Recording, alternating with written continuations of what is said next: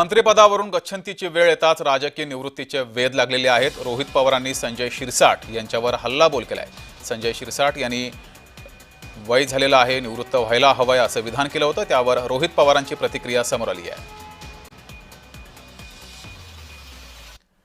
काय म्हटलंय रोहित पवारांनी पाहूयात।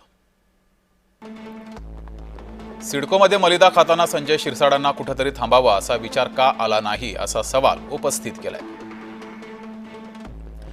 आता मंत्रिपदावरून गच्छंतीची वेळ येताच राजकीय निवृत्तीचे वेध लागलेत। भूमिपुत्रांच्या जमिनी बिल्डरांच्या घशात घालणारी व्यक्ती जेवढे दिवस राजकारणात राहील तेवढं लोकांचं नुकसान आहे। पण आता वय पुढं करून पळ काढू नका असं रोहित पवार यांनी म्हणत शिरसाटांवर हल्लाबोल केलाय। सरकारची 5 ते 6 हजार कोटी रुपयांची जमीन खाजगी लोकांच्या घशात घातल्याचा इंच इंच हिशोब तुम्हाला द्यावाच लागेल असंही म्हटलंय।